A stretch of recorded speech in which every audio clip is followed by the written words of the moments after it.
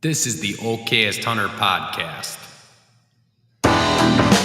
Never pass on shooter bucks, because that's just meat in the freezer. It's your tag, you hunt how you want. This is Okayest Hunter.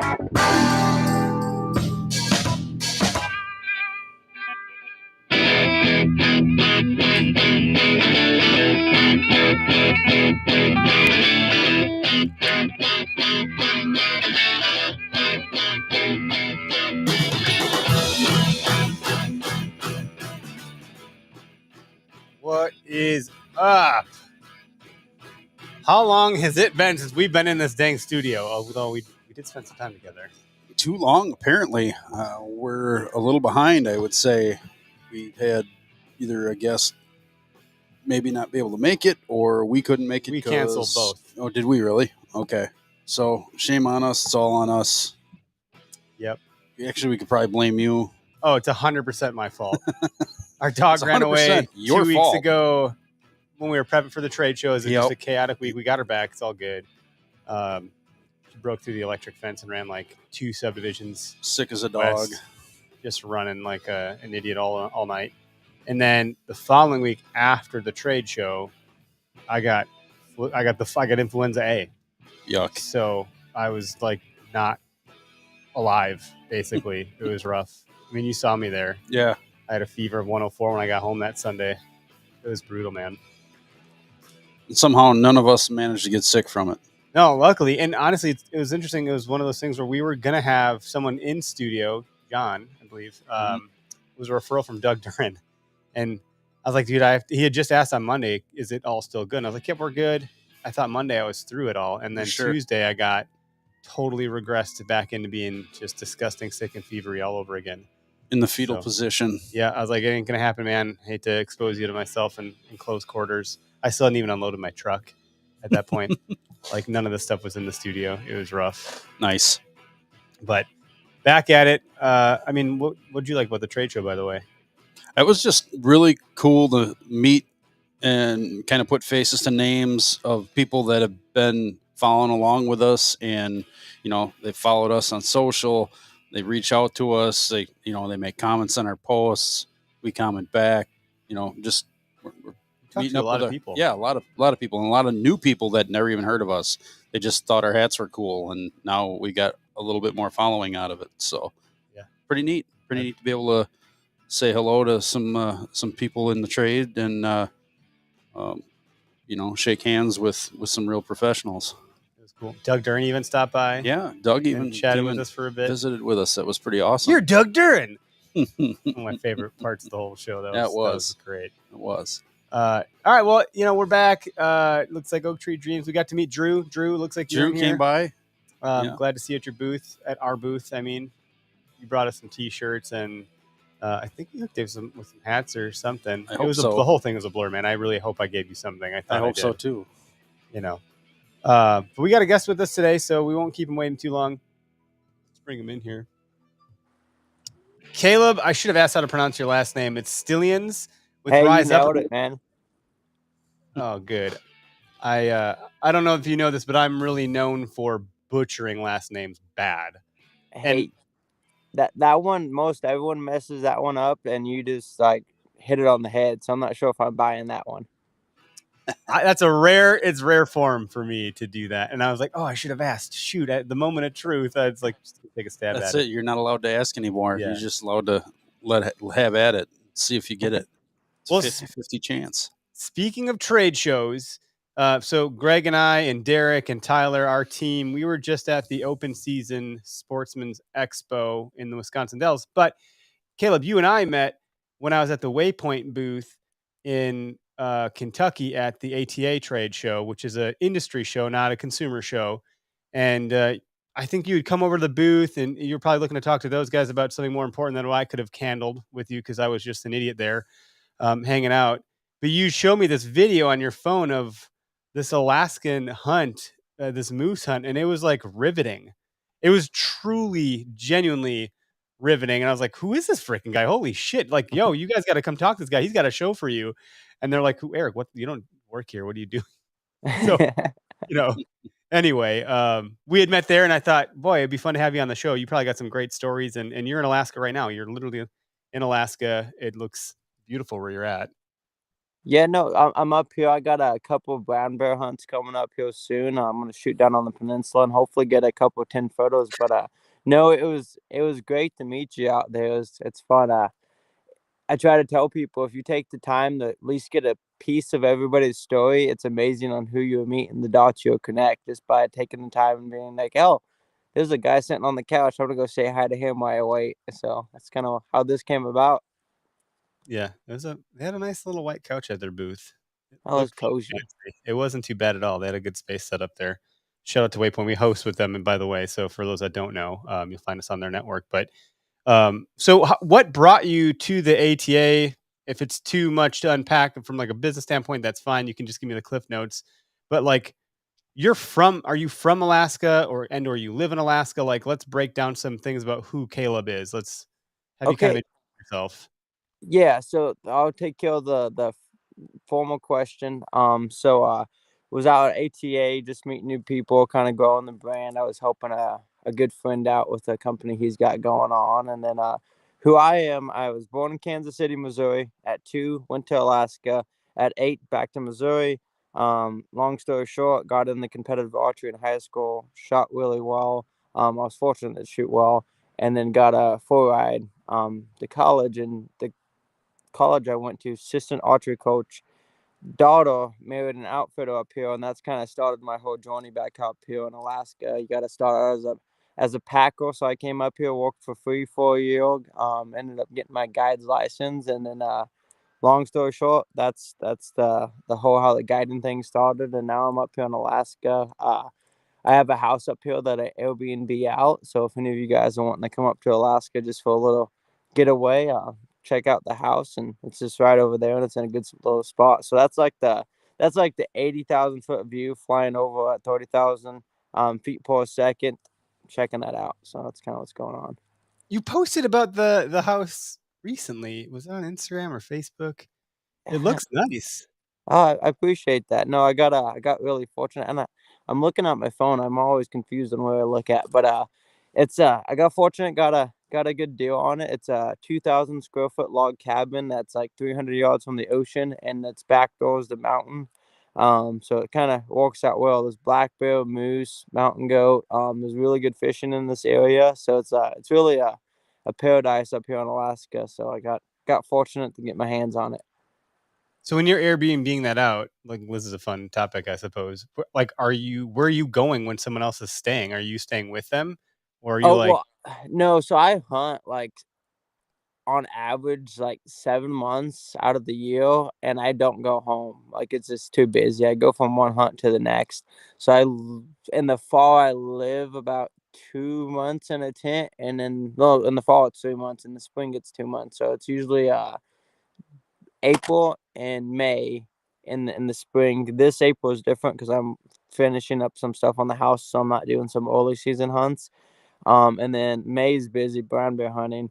And then I go down to the low 48 for the summertime, just kind of keep hitting the trade shows. You know how it is. You gotta meet a lot of people, hear a lot of stories, and then that opens up connections. And then in the fall, I got 45 days. This is in August, 45 days of doll sheep hunting. That's August and September.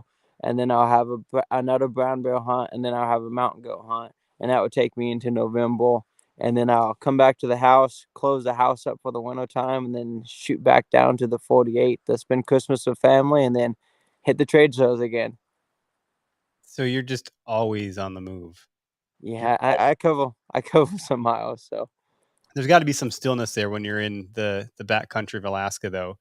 It sounds like a lot the way you just kind of laid it out, but I got to imagine there's some times when you're able to slow down and kind of absorb nature and take it all in. 5 months in a tent. How are you? I'm just gonna steer us all over the place, man. How are okay. you like? How are you preparing for that? Like, what clothes are you bringing? How are you taking care of yourself, like hygiene wise? Like, what are you have like a pretty strong base camp? Then it's not just like some, pole tent. Are you doing like one of those ones that I've seen in Billy Madison? You're like, that is correct, and they're in the tent out there studying. Just- No, so it's actually so kind of how you walk it is depending on what area you're hunting is what animal you're hunting. So, and for sheep season, those 45 days, I would just use that as an example. We are in like literally no man's land. Like you have to fly. It's 2 charter flights to get there. There's a lot of logistics. So once you get the base camp, you have actually a nice little like cabin, a meat shed, and then a shower facility, like a small one. It's not like don't think of like a big thing. This was all flown out on a Super Cub, if that puts it in perspective. So then that's your base hub. Now you have 10-day sheep hunts, and then you get flown out on the mountain and you live out of a Hellenborg one-man solo tent, and then that's just what you live in. So you have mountaineering gear is mainly what you pack. So you have a light sleeping bag. That's you try to do a 0-degree bag. So if it does drop down in September to below freezing temperatures, you're still comfortable. Gear wise, I have a mixture of things. I used to wear Patagonia and Alteryx, but those companies are kind of they don't believe in what we believe in. They make good gear, but I just because of where they stand politically against us, I wouldn't recommend wearing them. But Everly Stock makes some good stuff. Q makes some good stuff. Um, just what I'm trying to say is like shop around on your gear. I wear light, puffy mountaineering clothes, and then just test it out in the shower, and then see how fast it dries because you're gonna get wet. So what you wear needs to be able to dry with your body heat in it. So and then freeze dried food. So I eat a lot of freeze dried peak refuel food, and that's kind of that's what's happening. That's why he looks so fit. Well, I'm a little bit chunky right now. I'm like 180, and I need to be 170, so I got a little bit of pudge on the You ribs. talk to Wisconsin guys rocking. I mean, Greg's not a dad, but he's got a dad bod for sure. No offense there, Greg. That's fine. It was Hey, I all- hear the dad bots on style right now, so the ladies are probably digging them. Dude, it's real. When you got 3 kids, you don't got time to be doing a lot of shit. It's just a struggle bus. I'm like, oh, I'm gonna go to the gym. I'm like, who am I kidding? I'm not going anywhere. These kids won't let me out the damn door. Uh, so anyway, but you get pretty strong carrying around the house all day long. So as a guide, then where are the people that you're bringing out and guiding? Where are they staying? Are they staying in a single man tent too? And are you outfitting them with a lot of this stuff? Like, what can someone expect if, hey, I'm interested, I'm going to hire you to be my guide to go on a whatever hunt. What do I need to do? Like, what does that even look like? What are some of the considerations and preparation I have to deal with as a guest of yours? Yeah, so I'm the guide. I'm not the outfitter, but I help answer questions. And if someone's looking to go on a hunt, I will. Sorry, there's a airplane flying overhead. But if someone wants to go on a hunt, they can reach out to me, and I can give them like recommendations on like, hey, I'll go with this guy here, I'd go with that guy. But the client pretty much does what the guide does. So if you're doing a sheep hunt, it's a one-man Hillenburg solo tent. If you're doing a brown bear hunt, you can get away with having a heavier tent set up. Same way with moose.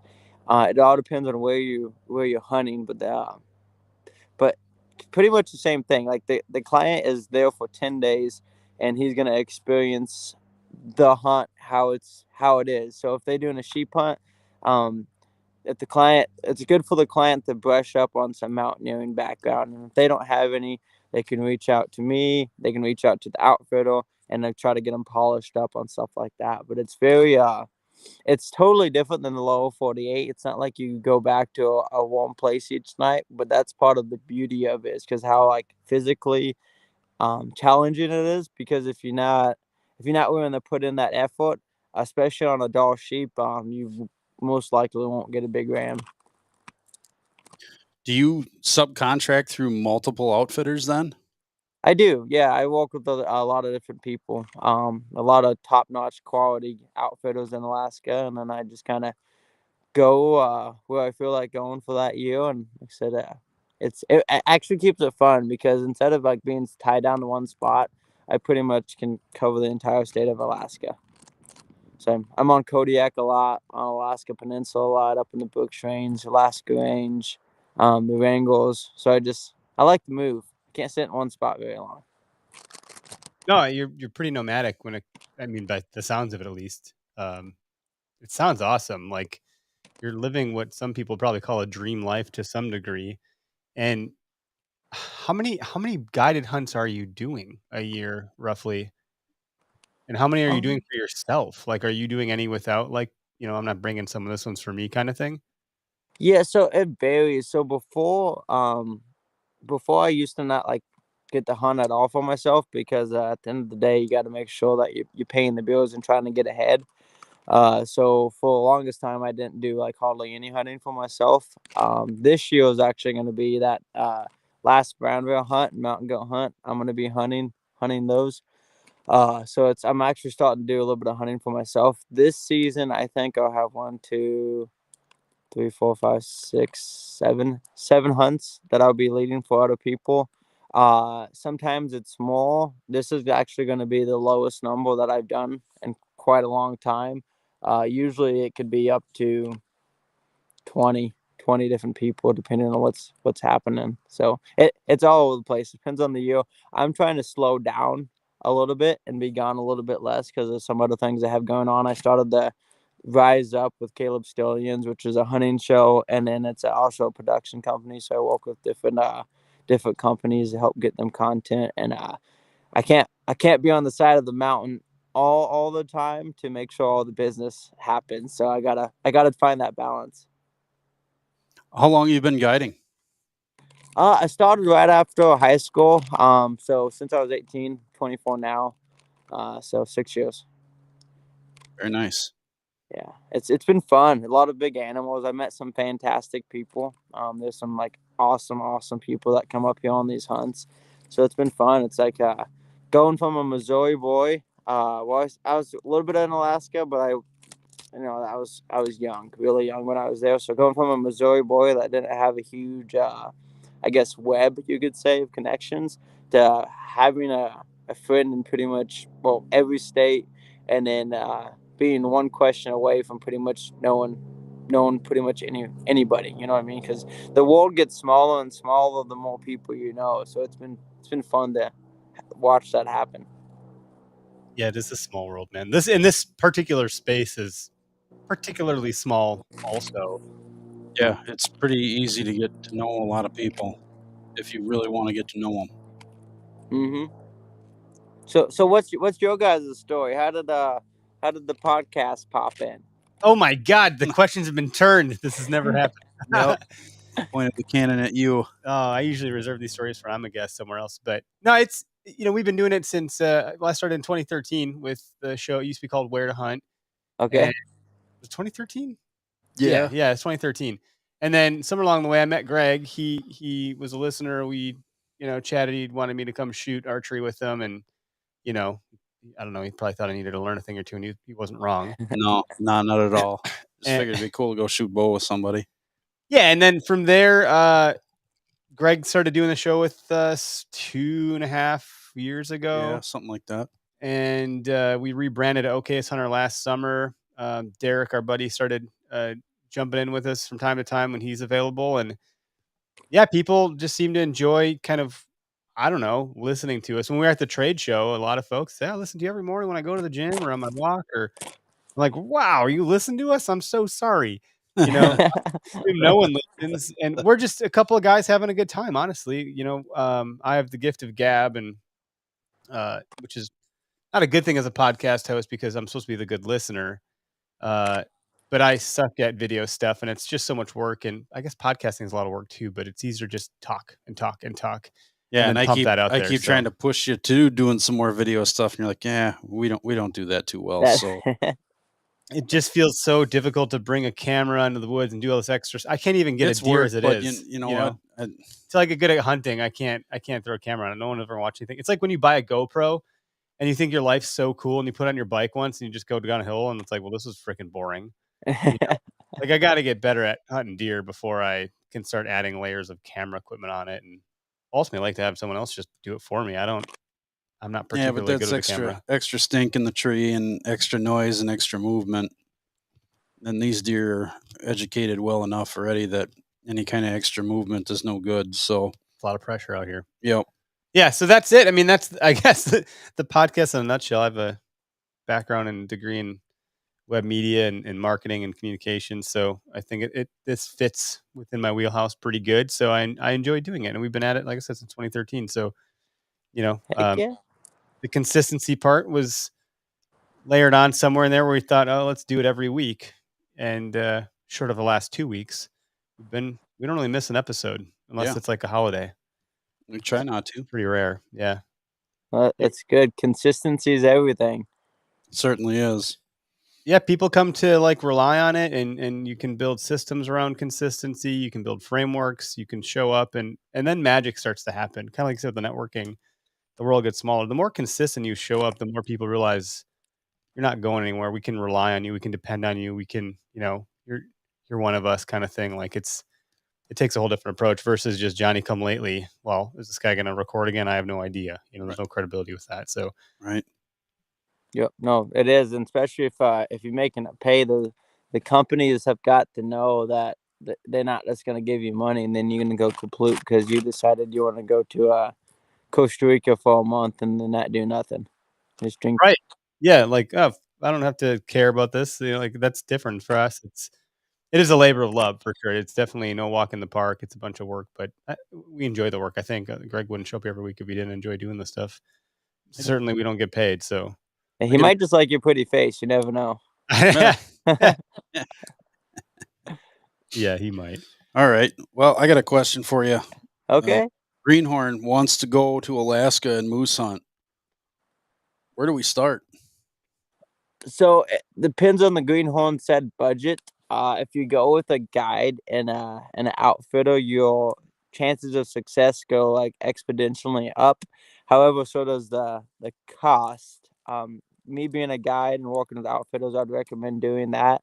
But if you want to just do it for the experience and you might get lucky and kill a good moose, you would want to head up here. A lot of guys will get a U-Haul and they'll drive the highway and they'll look on Onyx and find the state land, and then they'll go off from there. Important thing to remember, if that's something you're going to do, now that when you get a moose on the ground, you're responsible that all that moose meat comes out of the field. And if any of it's wasted, the state up here takes it really seriously. So just really plan your logistics. If you're looking to get a guided outfitter, you can just shoot me a DM on Instagram, and I can kind of point you in the right direction. But I'm working on a system on how to connect clients with outfitters, so that's coming soon. That's a little bit ways out, but go follow me on like my personal channel, and once that's ready to go, we can kind of connect you with that system, or you can shoot me a message and I can do it manually. Cool. Rock on. We did have a question here from Drew. Oh God, another last name, Drew. I'm not going to do it to you. Biscabing. I can't even get it out of my mouth. Bing. Get his name out your mouth. Get his name out your mouth, boy. That's the here. He said, if you can name one in particular, what's been your most memorable hunt or guided hunt to date? I think it's a great question. It's a great question, and usually we save those questions for kind of right at the very end. Sort of, but it can be story time.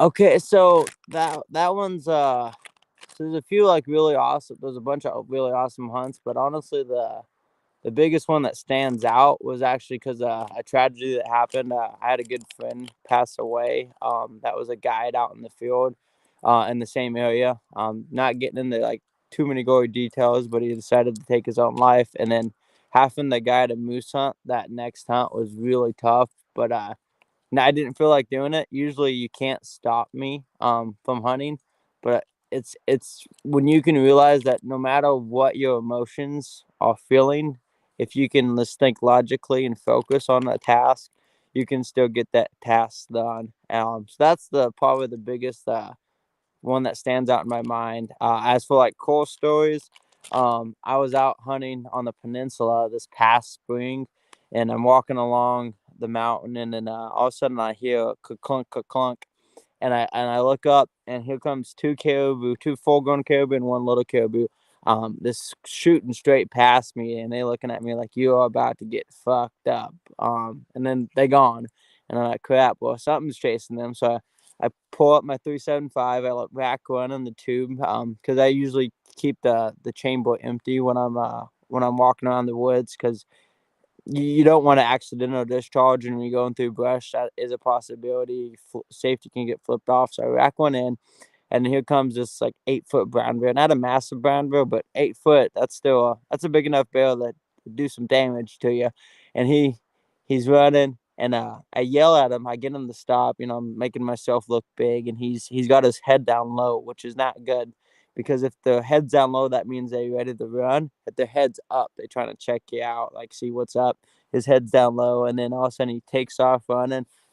I'm dead on his face, waiting for him, and then I was about to dump him in the pumpkin, but instead of doing that, I pull down, shoot a rock in front of him. That blows the rock up. All that frag kind of flicks up at him and hits him in the face most likely, and he does a 360 and takes off. So that's the most recent one that pops into my mind. Are you having any like issues with bear or other predation while you're out in your tent or just out and about in general? I've heard stories of people. My old neighbor hunted Alaska. I don't remember what he was hunting. It may have been moose. And wherever they were, I think he got like he was an older gentleman, and he'd hunted his whole life. I mean, so he had gone with somebody younger that was a little more strapping and could carry some stuff. But he drove his four-wheeler out after he shot whatever it was he shot.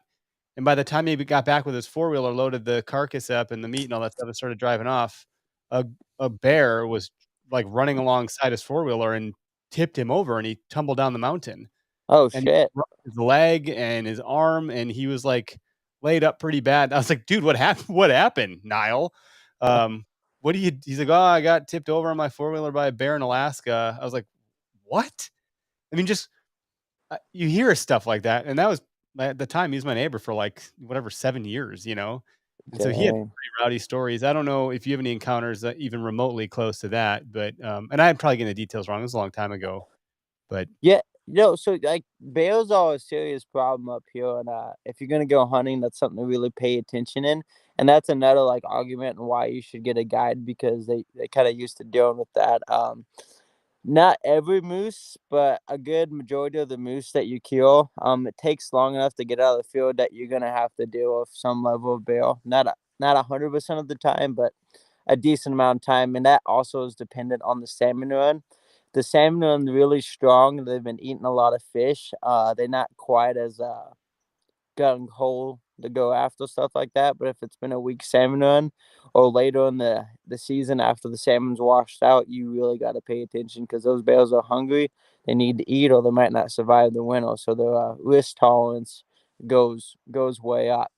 So usually when you have a moose on the ground, I I usually don't let the client help with the animal for two reasons. I don't want someone else's fingers down there when I have a very sharp knife, and I can go. I've done it enough times, I can do it pretty quick. And if someone's out there kind of do it, sometimes it can get in the way. And the big reason is that someone needs to have their head up scanning, because the bears will walk in on you. And I think it was 2 years ago, and yeah, it's 2 years ago. A guide and his client got ate by a grizzly bear, because I don't know what exactly happened, but yeah, they had a moose on the ground and a bear got him. So you gotta always keep your head on the swivel. So like right now, I'm not in brown bear country or grizzly bear country. We got really big black bears where my cabins are at, but I'm freaking 300 yards from the cabin, and I have a firearm with me.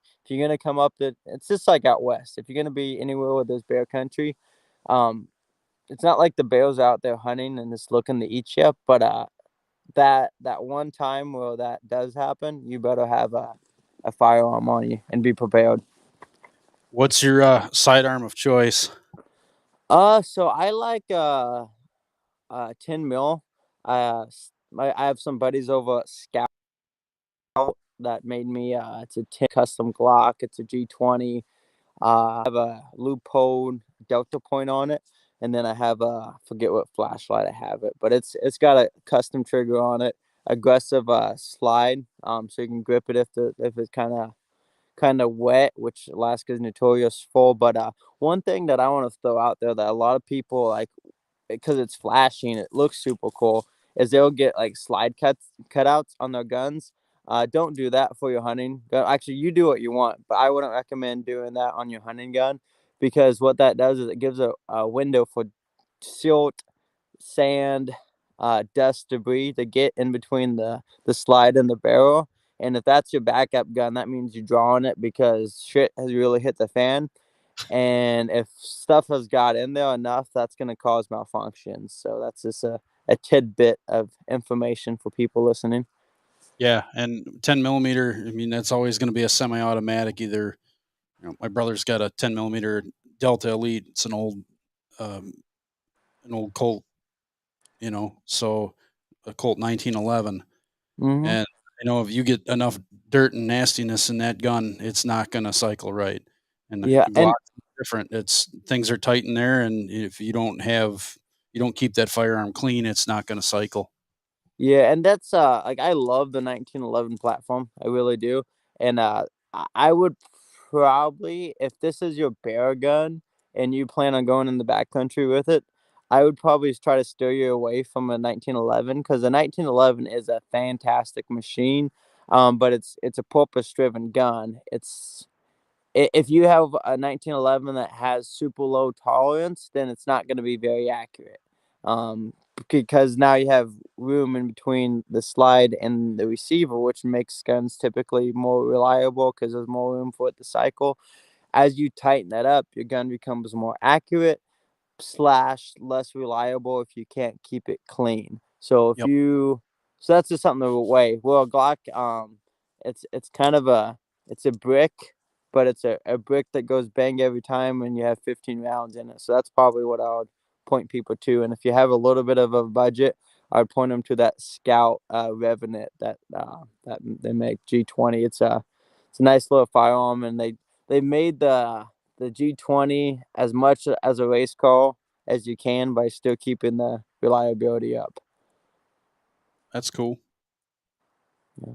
What else am I bringing with me out there? Like, do you even bother? Like, you're not going to bring bear spray, right? No. Fucking Glock, like, Oh, you bring a 10 millimeter. That's your bear spray. right. Yeah, no, I would, I mean, people do what they want to do at the end of the day. But I don't really recommend bear spray. I mean, it probably works on some bears, but I don't know. I've seen those big brown bears, and I can see what they've run through and gone over, and how relentless they are. And if that one's coming at me, I don't know how much the bear spray is going to do other than put pepper on my corpse. So, Make it nice and tasty later, right? uh, Jeez. hopefully he doesn't like spicy food. No doubt. What weight bullet are you shooting out of that 10 mil? 220 hard cast. Okay, So something that it's a penetrates. heavier bullet. Yeah, Play with your round and make sure it cycles good through your gun. I know it's weird because it depends on what, like, I recommend aftermarket barrel than the one that comes in standard of the G20.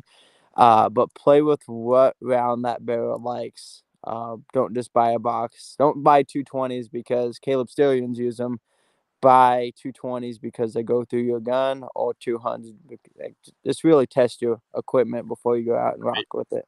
yeah. I mean, some guns like the 180 or 200 grain bullets versus in a hollow point. And those aren't really probably the best round to use for shooting a grizzly, but because of the lack of penetration you're going to get, being it's a hollow point, a hard cast bullet's going to keep going. Yep, exactly. No, you got it right. The hollow points are great for like self-defense in town, because you don't want that bullet passing through, because you're responsible for every round that comes out of your gun. In the mountains, when you have a 1,000-pound animal at you, you want as much penetration into that body mass as possible. That's a really good point. Big to consider it difference. that way, no doubt. Not like your arrows.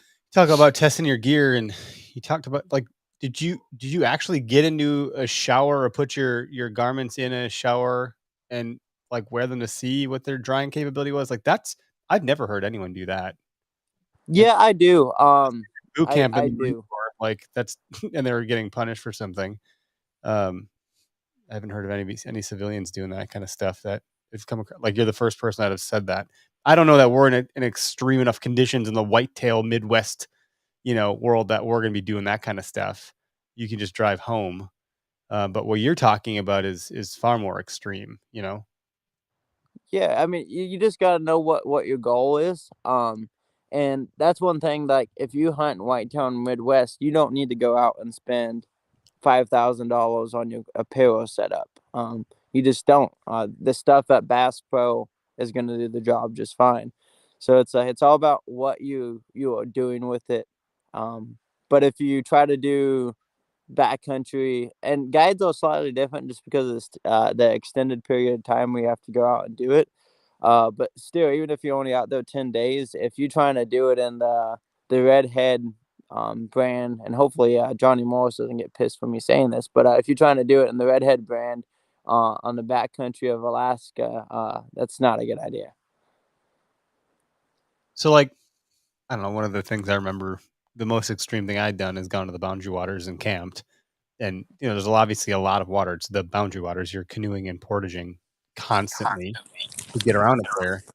And I remember picking out my sleeping bag and getting at the time, what was a really expensive one. Mhm. And I remember hemming and hawing over getting like real down feathers versus synthetic. And the real down was like, oh, this is a really superior product. But if it gets wet, you're SOL versus the synthetic, it'll dry out. Like things like that.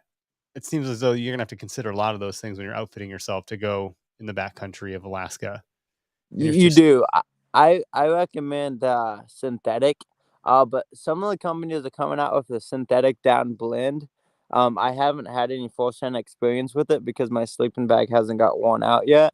But that's something to also look at, is that synthetic down blend, because they're trying to merge the qualities of the two to make a better product. So that's something to take a peek at.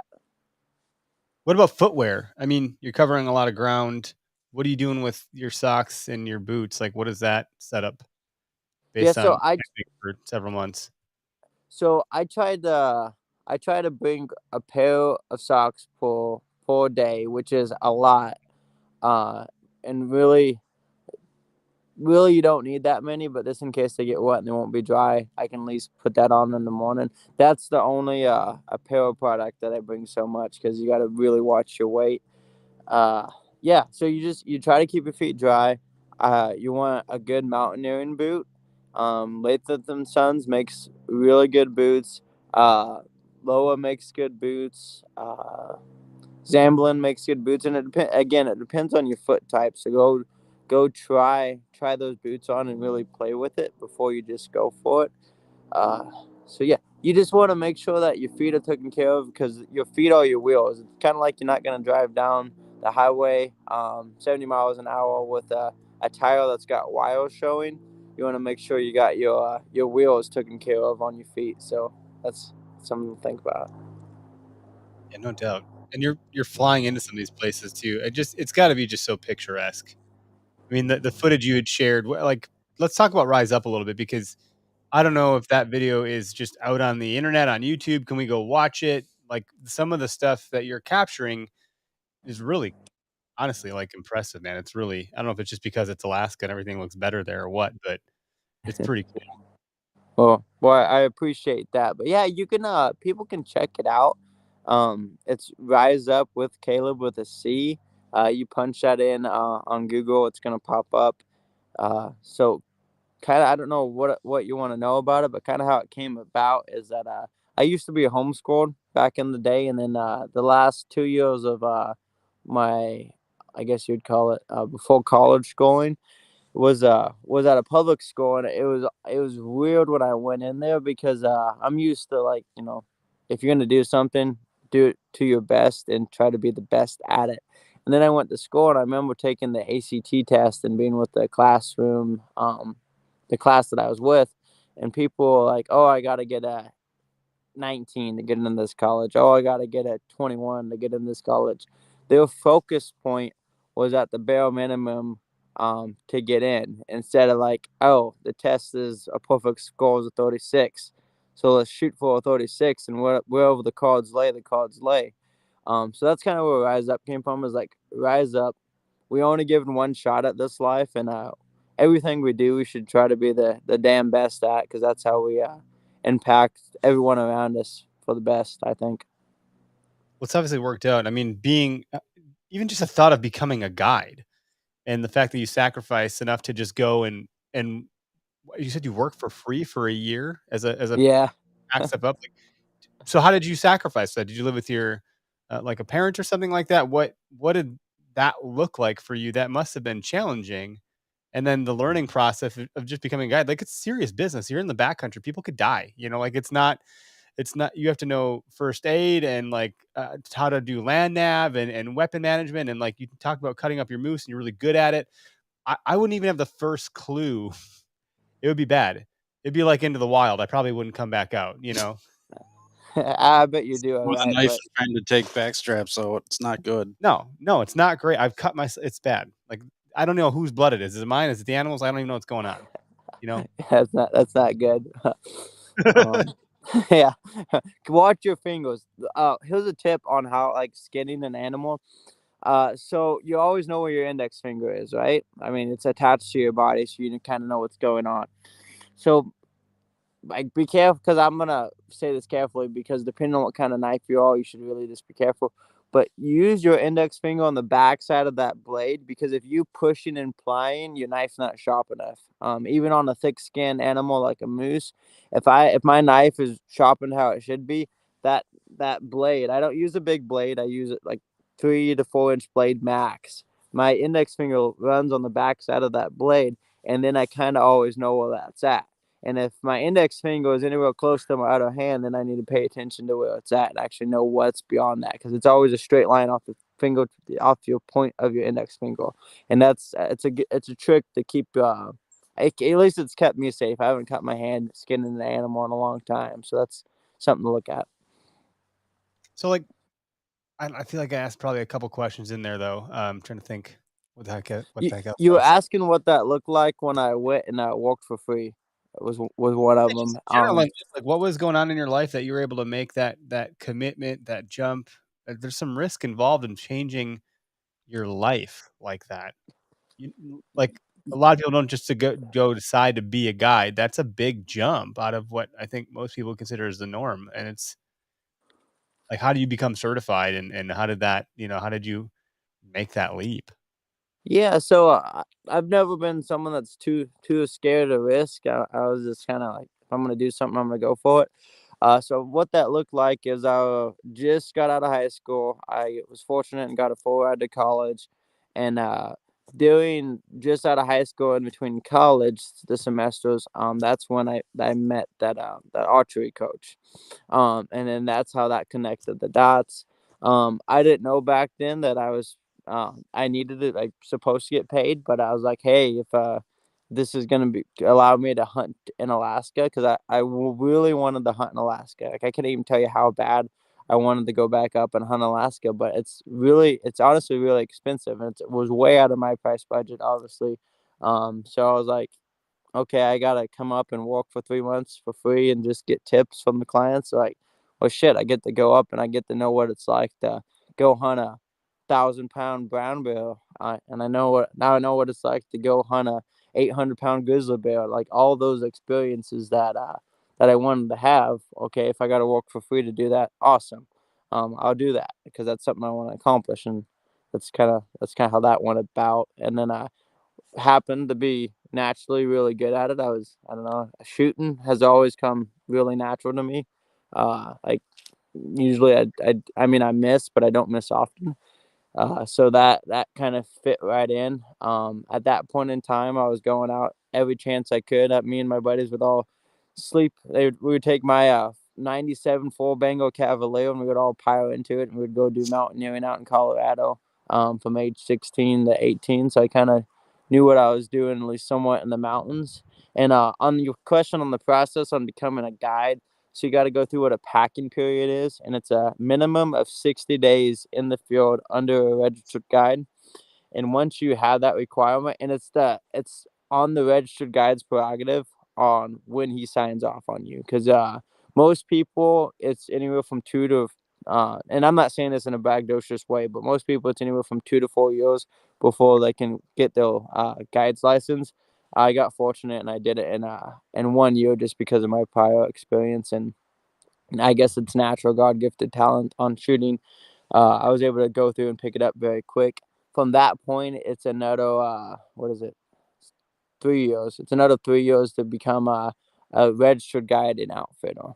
And that's if you want to go from Joe Blow off the street to an outfitter, if that's something you want to do.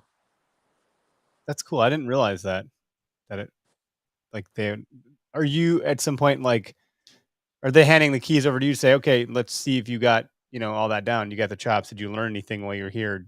Do you have to how do you kind of prove yourself to that person? How do they establish that you kind of have what it takes? So when they sign off on you, uh, they put their name on your license, more or less, That's a and big deal. that's how the fishing game approves it. So if something goes bad, why you are leading the hunt, it reflects on them.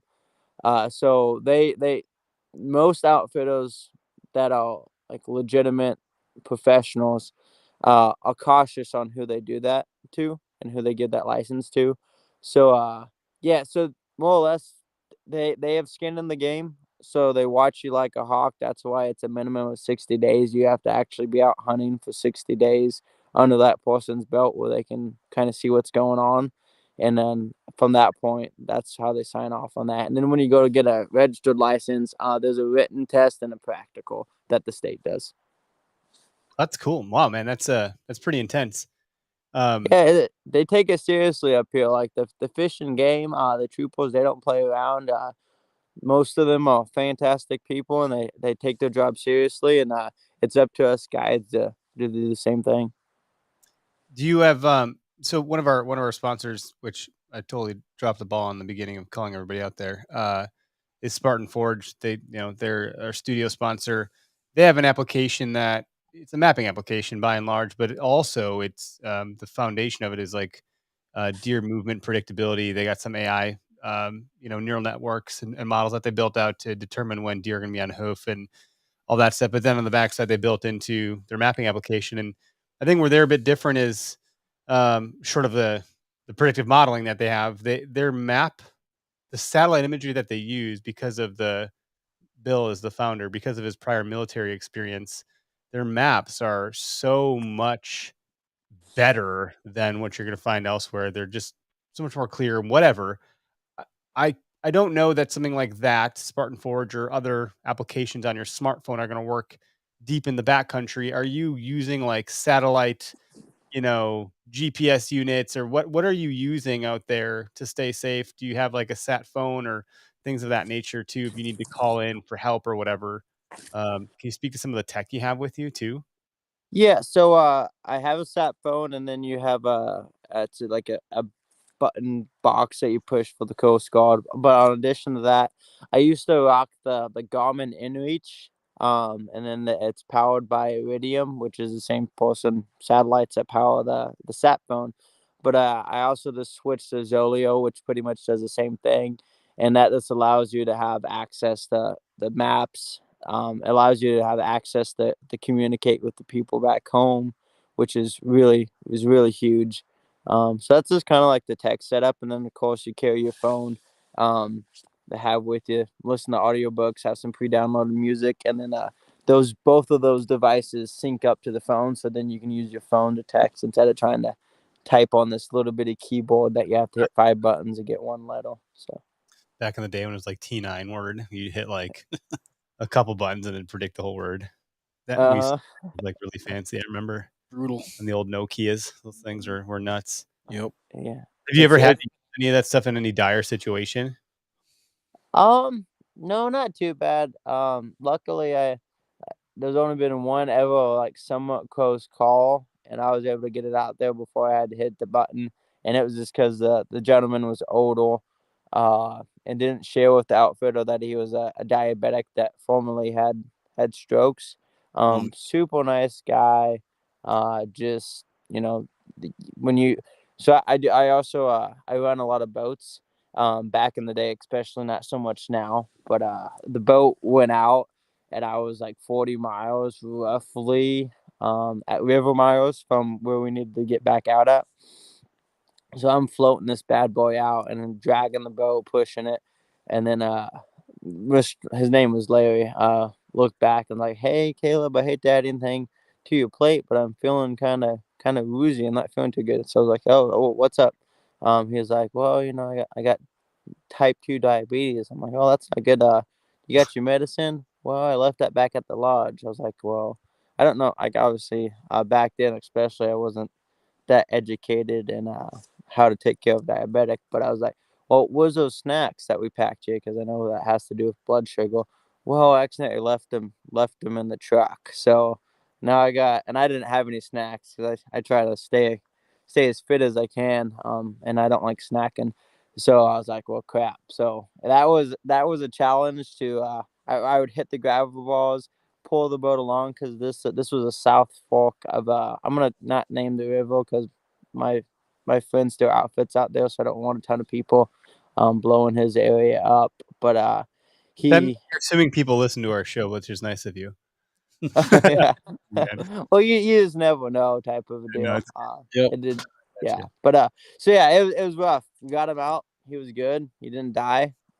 It was a solid like 28 or 26 hours that I went nonstop, but he didn't die, so that's the main thing. That's As scary, man. That's a big deal. One of our friends who's coming in the studio next week, Brian with Beast Mode Archery. I think he's got a shirt that says "But did you die?" I like it. Because like they do some pretty hardcore like physical fitness stuff Yep. up of Yeah. like ski hills and stuff like that. It's pretty intense. I think if you're not fit, you're going to be hacking up along. But to your point, are some of these guys that are coming out there with you? Are they, what's their physical fitness like? Are they coming out there with the dad bods in full force? Are they hey, this is serious stuff. I gotta really kind of have some at least cardiovascular physique to myself. Mhm. Well, it's totally across the board. So like that gentleman, he was 76. You Jeez. run into on some of the hunts, depending on what hunt you're doing, is that it's been a dream of these guys for a long time, and when they were young, they couldn't afford it, and now that can't afford it, their bodies can't go like they used to go. So it's the guide's job to try to balance that. So yeah, so that's on the extreme end, and then on the other extreme end, you have a 30-year-old come up that's kick ass solid, and you and him can run up any mountain that you want to, so you can push a hard pace if you need to. That's nice. Are you 30? Is that what you're telling us here? Me? No, I'm 24. Oh yeah, you've done a lot He's a at young buck 24. yet. Yeah, I would say. You got what do we? I'm 36. So when I was 24, I would say I was probably in pretty damn good shape for sure. That was fun. I miss being in not dad bod shape. Hey, well, that kid aspect, or kids, that plays a whole different role on things. So I'm not gonna speak to that. I'm gonna put that off until I'm 30-ish. Not a So bad idea. hey, no judgment here. Like that's some responsibility there. So Yeah. Yeah, I waited till I was out of my 20. I met my wife at 27, 28 or something like that, and married at 30, kids, boom, boom, boom, boom, boom. So anyway, yeah. What's if you're gonna go moose hunt, what's your favorite way to hunt them up there? Do you prefer your bow or do you like your rifle? Um, either or. I love bow hunting. I haven't got to do a lot of it because how much I've been guiding. Most people bring a rifle, not all, but most people. Because when you hunt up here, just because of the cost associated with it, even if you do a self-guided, it's gonna cost you a pretty penny to get your butt up here. And then if you want to get into like the really good spots, that's aviation costs, which I mean, pilots are $500 an hour right now and probably going up with the price of gas. So that's, it adds up. So what I tell people is if you get a bow hunt, awesome. Always have a firearm with you, uh, whether you bow hunting or not, for safety reasons. But if you bow hunt, you need to be willing to know that you just cut your odds way down and you're okay with not killing something. Um, with that, you know what I mean? Because you have a chance of killing something like always, but you can't reach out and touch them at 600 yards now. You have to be 40. So Right. just have yourself prepared on that. If you can't afford, this is your once in a lifetime opportunity. Unless if it's just like, okay, I have to kill a brown bear like Fred Bear did. Um, maybe bring a gun, or if you talk to the outfitter and he's okay with you bringing both, bring both of them and bow hunt. But if the opportunity pops up to shoot him with the rifle and a bow's not gonna work out for whatever reason, just don't waste don't waste that shot, more or less. That would be my answer to that one. Sure.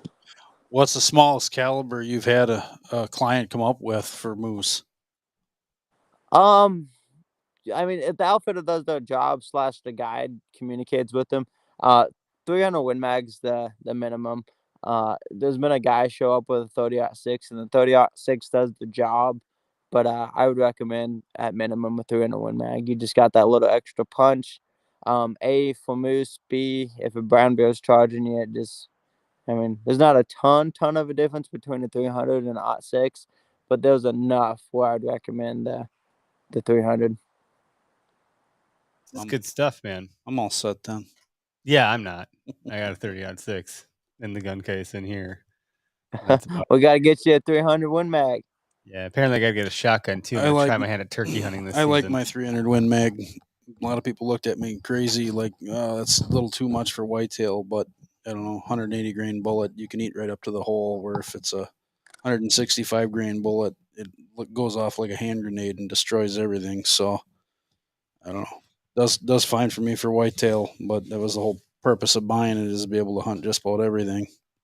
Yeah, no, that caliber, it's a great caliber because now you can load it up to 200, and you're still almost shooting 3,000 feet per second.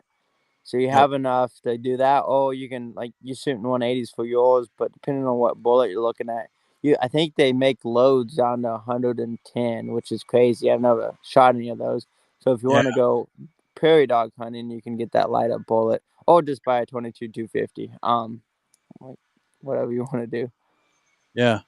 I shot a whitetail with 150 grain fail safe, and that was ugly, to say the least.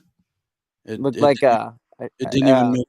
Yeah, it blew a hole the size of a basketball on the incoming side. Oh my god! It was just ugly. Bloodshot everywhere down halfway down the ribs. Yeah, it was a waste. I'll never shoot a deer with a bullet that light ever again out of that gun.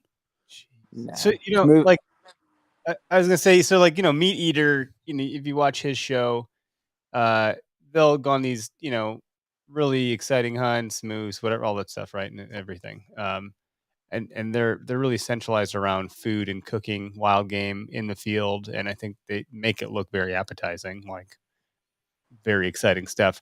Are you doing anything like that with that meat and those kills right out of the gate? Like if you're still in camp and you're not packing all the way back out, are you doing anything Meat Eater-esque with the game that like you just got? Are you cutting out loins fun stuff like that? What are you bringing for cookware? I'll give Steven Ranella a run for his money on the mountain on cooking. We need to have like a chop. I don't know the guy yet, but it'd be fun to have a chop on the side of the mountain. Let's see who wins. But MSRP makes a Borno setup that I usually take. It has a pot and a pan with it. So that's usually what I run on the cookware side of things. And then you just make do with your knife as the storing thing, your knife as the kind of utensil, and then you have titanium spoons. So yeah, and then I usually try to take a butter. If it's a moose, I'm not a huge fan of moose fat. If you killed a smaller moose, I'm not sure, because I haven't killed a smaller moose. I couldn't tell you. Killing really big bulls, and the rutted up big bulls fat. They don't have a lot of fat on them because they rutted up, but they have some, and that fat typically does not taste too good. So on a moose hunt like that, I'll take a stick of butter to help cook it up. Same with goat. Goat fat is not that great, so stick of butter on that one. Doll sheep's amazing across the board. Everything's good on that animal. Same with Sika Blacktail and Kodiak. So the butter's not needed because you can render the fat down in the field and cook with it. That's I like cooking. We haven't put a ton of that in the show that I do, mainly because it's just not something I want to highlight. I'm kind of highlighting motivation and mindset on my show. That's kind of the niche I'm focusing on. I'm not saying that at one of these points I might throw on, hey, this is how you cook something here. So Sure. You hunt many black bear up by you? Yeah, a decent amount. I haven't guided a ton of black bear here lately. I've probably guided, I don't know, 40 or 50 black bear, but that was my first in the very beginning of my guiding career. But as for hunting black bear, yeah, right here behind my house is some of the best black bear hunting. Because the density of the black bear population, for whatever reason, the brown bear will not move in. There's a spot like this in Prince William Sound. Same way it doesn't have brown bear. So the black bear don't have to compete for the resources. So that there's real big bodied animals, and yeah, I like black bear. Make sure it's well done. Yeah. So Yeah, you're gonna make me yeah. hungry here pretty soon. I assume you must have a fair amount of black-tailed deer there then too if you've got black bear. No, not here. No, not Hmm. at all. So Sika blacktail were introduced. They're not native, and I think they did that on. I don't know about on some of the other places in Prince William Sound, but on Kodiak they did it in like 1914. And if I'm wrong, please don't hate me. It's somewhere in that ballpark. I might be off by a couple years. So that's why they're there. Because they're not native to up here, so they never got dropped off here. I'm sure if they dropped off a good horde of them here, they would probably do well. We do get a lot of snow in this area in the wintertime. Mm. So that plays a big factor on blacktail because they don't do well in deep snow because of how short their legs are. Yeah, they wouldn't survive well. They would have a very difficult time evading predators and just trying to get to food. Yeah, that's the biggest thing is getting the food. There's wolves here, so the wolves will probably do a number on them. There's not wolves on Kodiak, so I don't know. It'd be kind of cool if the fishing. I don't have the power to do that. If I went and tried to go catch some blacktail and brought them over here, although I'd love to, Fish and Game wouldn't be very happy with me. So I want to keep them happy. But if they would want to do that, that would be pretty badass just to see if they would take off out here.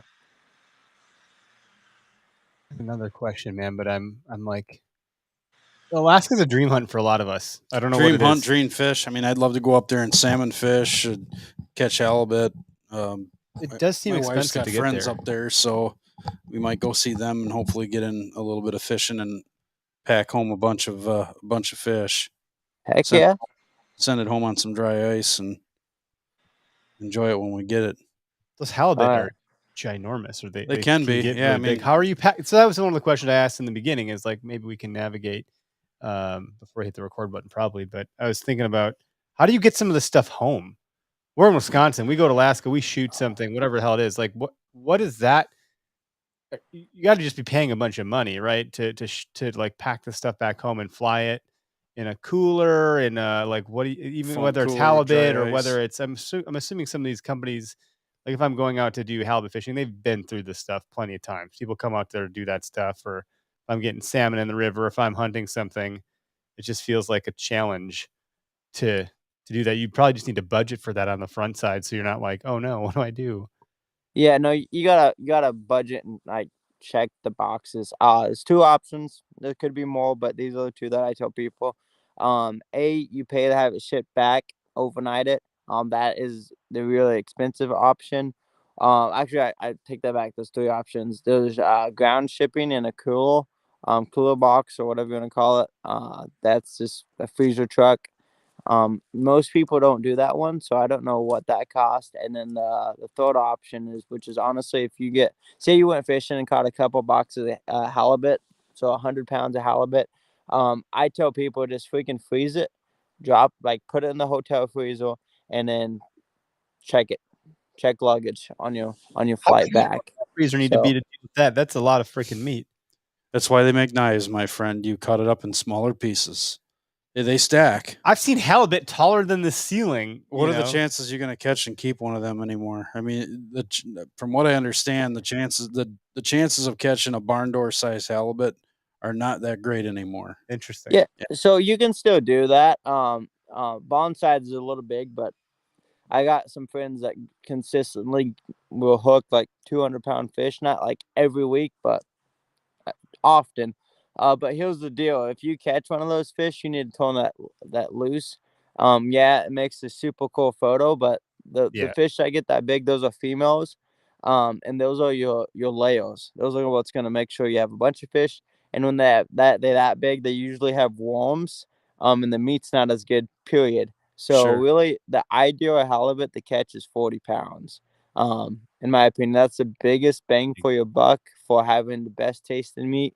And big fillets. If you go in for meat, Size of my to dog. me, that's where it gets rough. Cause like it would be trophy fishing if you got a big, like say, let's just go with 130-pound halibut. You get that in the boat, you shoot it with your 410, you get it in, you get your photo. Well, that meat typically is no good. And then you could say, well, it's a trophy hunt. But if it's a female and that's laying your next generation, it's not the same as like trophy hunting a brown bear. And when you're fishing it and you're pulling it up, I'm not a fish guide, so I'm not experiencing that. I don't know if you can tell how old it is off the fly. So okay, hey, this is a so say it's a bear. I can look at a bear and be like, oh, it's a dried up sow. Let's not shoot it because I like to shoot big males because it's cooler to shoot a big mature male than a big mature female. But it's you know what I mean. You got to balance it. We as humans want to leave the place better than we found it, in my opinion, and shooting the fish that are gonna keep that population high. I think is goofy, and why you shoot it is because those fish flop around like a son of a gun, and on smaller ones you can gaff it, but if you're trying to gaff a 180-pound halibut, you better hang on Live type or of a something. deal. Yeah, you're not. You better have PFD. You're going on, in be some tied cold up. water, right? That's. I mean, even the salmon we try to get in your boat on Lake Michigan, those things aren't small. So good for you for knowing how to like actually get on them. But I can't imagine something like a halibut coming up to the side of the boat. I just watched some stupid, TikTok video, some guy trying to get a tarpon into his kayak. That was a failed video, by the way. Yeah, It wasn't a win. one, you don't want to keep them because they're not edible, and two, I mean, it's just the tarpon was bigger than the kayak. I'm like, dude, this isn't going to work. To say, what are you I doing? caught it, and then you throw it back, and if you don't know how to revive those fish or take care of those fish, they're both sides, huge. They end up dying, and those are your breeder fish anyway. Just like your barn door size halibut. So that's good to know. Like these are like assumptions. You see people take these grip and grin photos with these giant barn door sized fish, and you're like, holy shit, how are you getting that back? But they're probably not. They're probably, taking the picture, like bringing them to the boat, and then that's it. Hopefully that's the case based on what you're telling me. I hope that's the case. It sounds like that might not be always the case if some people aren't comprehending the impact that they're leaving on Mother Nature. Your disposition is really good, Caleb. I respect how you approach everything and just your demeanor across all of this stuff. Like, hey, I'm not a fishing guide. I don't have experience there. I can't speak to it as good as someone in that space could. Like, you're really humble about your approach to things in general too, man. Someone just commented, this guy's awesome, and I have to agree. Oh, I don't know about all that, but I truly appreciate you saying that and whoever commented that. Yeah, he wasn't the only one either. Who was it? Derek. Well, Derek, our buddy, he's got his kids are sick and his wife is sick, so he's not here in the studio tonight. But yeah, he'd be hitting you up about moose sheds and everything. Derek is a moose shed hunting fanatic. He's a shed hunting fanatic in general. So, and he's more than a fanatic. He's really good at it. He's a hound. He's got the sense for it. He knows where to find sheds of all sorts of different animals. So he's always paying attention, and he always has some pretty cool questions to ask. Heck yeah! Well, I'll tell him how I cheat up here. When I'm flying out on the hunts, I'm always looking down, looking around, and I'll use that Garmin InReach. And then as I fly, obviously it's not putting you right on it, but as you're like leaving like base camp and doing your approach or takeoff circle, doing like a loop or whatever you're doing, you're just looking down at the ground. You use that waypoint and mark the different areas you see sheds. So then if you get a couple of days where you're not hunting, your plans tagged out or whatever happened, then you can get at least close to those antlers because of flying. You can kind of see what's going on down low. Sure. I suppose they stick out like a sore thumb. Being in the sunlight, they bleach out and they turn pretty white, and white against the green hillside. If they get big like that, pretty easy to pick off and and find. You got some cool sheds in your cabin there that you're Airbnb-ing out, or what? I don't have any in this one yet. Usually I give a lot of those away, just because I travel so much. I don't like to collect a ton of stuff that I can't utilize, and if someone else will get a lot of enjoyment. But I will here soon. I just bought this past spring, so I haven't had time to collect a bunch of cool ones yet, just because How of my many do you schedule. have, But dude? How many cabins do you have up there? just this one for now. I'm gonna be getting some more. In the future at some point. You know, it's all about working hard, getting one done, get it where it's making money, and then find another one. So that's gonna happen. So Cool. Great It business is plan. it is cool. We'll have to I mean, if you where can people find you? I know you mentioned your Instagram, but like let's pinpoint people to get to follow you. I think the folks that have mentioned that you're awesome and love your approach. I think it'd be good for them to hear where they can find you on social so they can follow along. Because you got some yeah, you don't like the rest of us. You're living a really I mean, outside in, man, it's really exciting to see what you're doing. So well, I appreciate that. And for the easiest way to find me, if you hop on Google or Safari or wherever you hop on and type in my name, Caleb Caleb, Stillians is Stillians. It's gonna pop up my website. It's gonna pop up all of the rest of the stuff. If you wanna, that's gonna link you to everything that I got going on. Also just typing in the business, it's going to pull up the business stuff. So my name's just the easiest way to go about it. cool. Chris Wheeler, who was a guest on not that long ago, just said definitely following. So how about that? At least one person listens, and I think that's fantastic. That's how it should be here. No, Yeah, that's no, go ahead. I'm sorry. no, that's okay. I don't, I put in, hey, if you want to call in, share your thoughts and numbers on the screens, 262-757-4122. If you have any, anything you want to share or ask, like this is your opportunity to do it. I'm sure we'd have you back on in the future, but who knows when that'll be. So if you have anything you want to add to the show, jump in on the call line. You're welcome to do that. We'll bring you in the last minute here. Oh, yeah. You're pretty active on Instagram. Obviously, you're down in the States in the summer. You're doing trade show circuits. What shows are you typically frequently? I can't talk tonight, man. Frequently.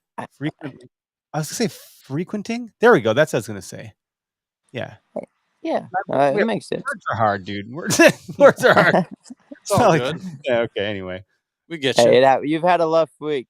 Getting sick's never fun, so that's no good. On the shows, I hit SCI, Dallas Safari Club. ATA was the first one for me this year. I probably won't be back there. I really like the show. Met a lot of awesome people. Just that one is overlapping Dallas usually.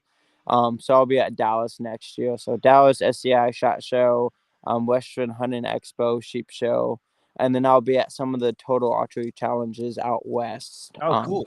This summer. That'll be fun for you because you're like a 24-year-old young buck, physically fit dude. You probably do great, and you're a kill shot. So I think that'd be Tech events look like a lot of fun. Maybe 20 Oh, years you'd ago. like it. 20 years ago would have been a lot of fun for me. I don't know about now. no, I'd just be a sweaty mess. Man, it's hot out here.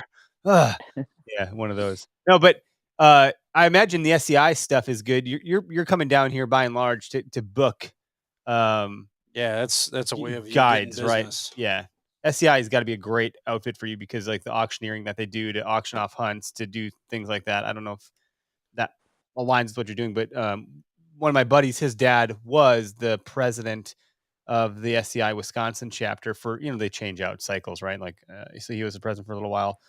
He's hunted all over the world. My buddy Shane he's not much of a hunter, but he's hunted more places than I could dream to hunt because of SCI and his dad's membership in that. So he's got some really fun stories too. He's hunted like, I don't even know. He went to, some of the bighorn sheep places out in like Europe, and he did Africa. And he's been around the world hunting every exotic animal you could possibly think of. So SCI has got to be a really cool thing for you for sure. Oh, it's a lot of fun. That's for sure. And then it's funny you mentioned Africa. I'm gonna start going over to Africa, New Zealand. If I can talk I was now. trying to say before, by the way. There's my another geographically You out of challenged. state? Yeah. That's just a cool and amazing place in its own. I remember the video he shared. He was like on some like I don't know if it's like a mountainside or cliffside, but it's just these rocks that like every step you take, it just these cascading rocks sliding down the mountain. I was like, and they had shot a sheep, like one of those white ones. I'm so stupid about this stuff, you guys. And it just tumbled and tumbled and tumbled. I was like, oh my God, who's gonna go get that thing? You know? So that looked like a lot of work. Yeah, no, mountain hunting that's one thing that some people don't think of is that sometimes you can kill an animal, but you shouldn't because of where it's gonna go and it's not retrievable.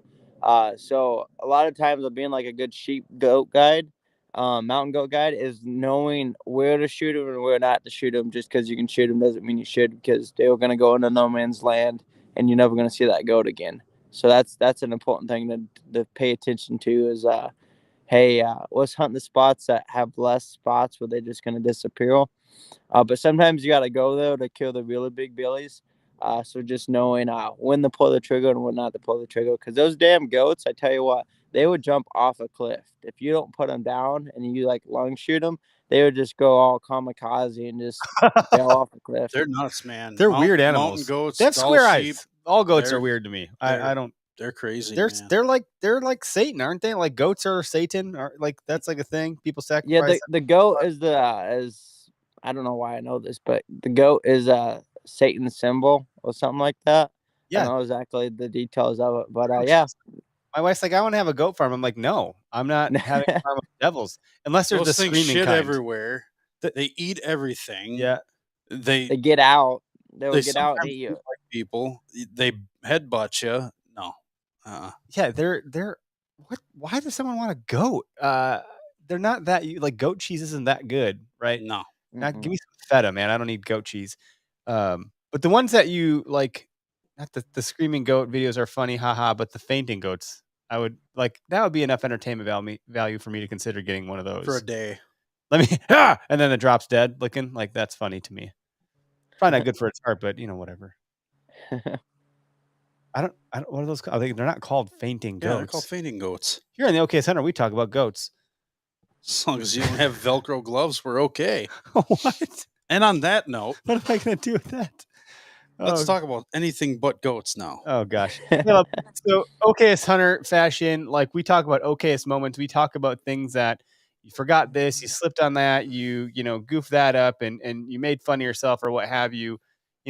We do that because in the industry, a lot of TV shows and things, they really, honestly, they can't show a lot of bad stuff. I get that to a certain degree, but as a result, the outcome ends up being that you only see all the good stuff, and that's just not reality. So what have been some of your okayest moments, opposite of the finer moments, or what have you, that when you've been in a field, like you're like, oh shit, have you had anything like that you're willing to share with us to embarrass yourself here? Yeah, so here's one. So this was back when I first started guiding. So I was 19 at this time, and we on an island. It's the largest island in Alaska that's uninhabited. It's Montague. I'll just go and say the name of it. If people want to go hunt, they can. I don't care. So Montague. We camping at this forest cabin, which was nice because we actually had a cabin sleep in instead of a tent. And hunting, we've seen some good bears, and then we saw this one really big bear, but it was right before dark, so we couldn't make it to it. So we went back in, and then during that night it started raining like a son of a gun, and like nonstop monsoon type of rain. So the river came way up. So like we tried to hunt from that side, from the side we were stuck on, and nothing. I mean, you could see the bear on the other side pop out in the same spot each time. And I was like, well, crap, I don't have a canoe. I don't have a raft. I don't really have anything here. Where we were crossing the river is now like flowing like a son of a gun, and above my head, you hop in that, you're not coming back type of deal. So I'm like, how do we get these guys a bear? So I'm like, okay, obviously I walked way up river. There was no crossing points way up river. I think I went like 5 miles back, and it kept going up the mountain. So the runoff just kept getting narrower and narrower. So that just means the river got more dangerous. So because now it's faster moving. So we had to wait until low tide, and I stripped down to my skivvies at low, because what happens is the river is dumping into the ocean, and then at high tide it pushes everything up and everything gets deep. At low tide it kind of disperses into the ocean, so the sand on the bottom will hopefully make it it's not above your head. So I strip down, throw everything in my pack, and I got it above my head with my gun. And I'm trying to find where I can cross. And this water is cold. This is in May, and I'm in my skivvies in Alaska. So I hop in the water and I go to start walking across, and I get to about my nipple deep, and that water touches my nipples. I'm like, oh nope, because it was like it's moving. It's getting against the ocean, but it's still moving. So I go back. I go to try it again, and it's the same scenario. I do that 4 times before I finally find a spot that we can navigate through to get across. So the clients did it once, I did it 4 times, and that was an okayest moment because my cojones has still not come back from that point. They crawl right up your rectum to keep warm. Oh yeah, they were up. They were on top of my head. Is that how far they went up? They was like, nope. Man, what's on your head? My balls, dude. You kidding me? So that was an okayest moment. On the flip side, later that day we killed a book brown bear. So that was fun. So it was worth it. That's cool. Oh yeah, we got the bugger.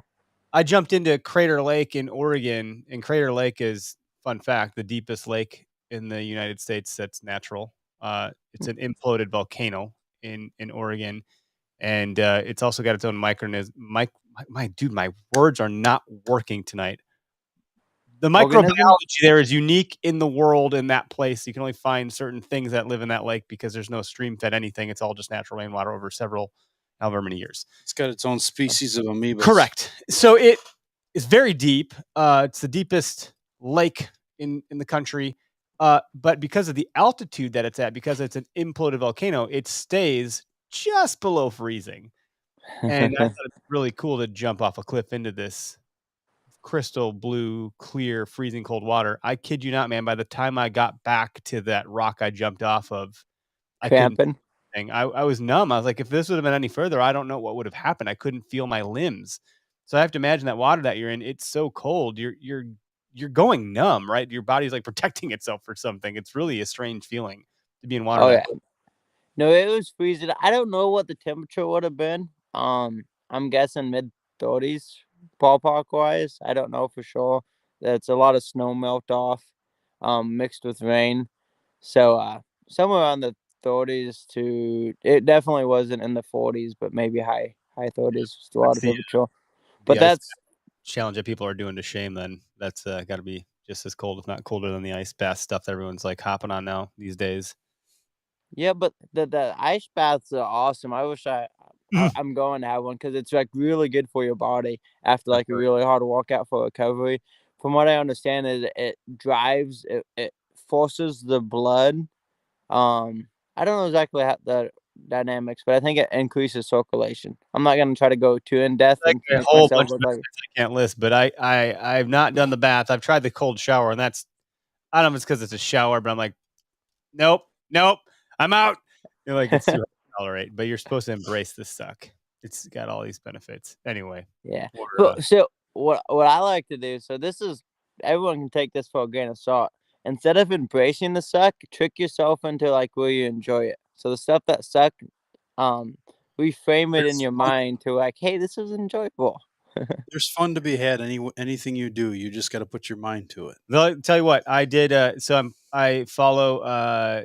This is way off topic for all of our deer hunting audience, the OKS hunter, but Ryan Holiday is a Stoic philosopher, a modern day Stoic philosopher. He did a daily Stoic challenge at New Year's, and one of the first ones was the cold shower. And it, do it for a minimum of 2 minutes. I had my wife time me because I don't want to chicken out, and I did it. It was really tricky to commit to that. Your brain wants to give up, and you're saying, no, I'm not going to give up. I can do this. Mind over matter. Oh man, that's getting harder in my old age. I like comfort these days. So yeah, I only did one of those. But anyway, that's what happens when you're in nature though too. Mind over matter is important. Like you don't have a choice but to keep going. Like you said, that guy that you had to keep trekking along for 28 hours straight because he didn't have his diabetic medication or any snacks. Like, oh well, it's cold. Too bad. When you have to do something, it's very different than when you like, I'm gonna try this thing. And it's important that the like on what you did. I think it's important to try those things because I feel like we don't rise to the occasion. We fall to our lowest level of preparation in most things. Yep. So it's important to mentally drill yourself and like walk through things and challenge yourself each day, even if you're not on the mountain. So if one day you're on the mountain, it's not just like, oh, now I'm gonna rise to the occasion. It's like, oh, I know what's up. I can Yep. handle this. You either you don't rise to your goals, you fail to your systems, or you fall to your systems or in the military. It's you don't rise to your whatever the objectives is, you fail to your training, so very similar rhetoric across all that. I think the Stoic philosophy stuff is very fascinating to me personally. I had another thought there, of course I'm forgetting it, but man, the flu is bad, or maybe I had COVID. I don't know. My brain is just not firing on all cylinders, which isn't surprising. But those are really fun topics to talk about, man. I think you know you most people are far more capable than they think. I think David Goggins talks about this in his book Can't Hurt Me. He talks a lot about doing far more than you are ever capable of. Most people stop at 40%. You could probably go up to 90 before your body will actually give up. It's cool stuff to think about. But Hmm. dude, thanks for being on our show all the way from Alaska. You sat outside the whole time. When is the 24 hours of daylight? When does that happen up there? It's coming up now. So depending on where you're at in the state is how extreme that is. Where I'm at, it never like gets like sunshine 24 hours. Farther up north you go, the lighter it gets for longer. So like right now it's getting dark at like 9:15. So it's coming up. I think June. I think it's in June is the longest day, and then after June and it hits July, it starts going back the other way slowly. Um, but I honestly don't keep super track of that, so I couldn't tell you. Yeah, no, that's a neat paradigm that they have up there. Well, we're gonna end the live broadcast. Thanks everybody that tuned in to the live show. As you all know, this will be in podcast land this evening. So back to your Wednesday morning routine. We're back after 2 week hiatus. Thanks for bearing with us, and hopefully you guys enjoy this episode. See you. Heck yeah, thanks for having me, and I really appreciate the opportunity to talk to you guys, and hopefully everyone that listened enjoyed it, and it was a true like pleasure having them listen. So. Heck yeah.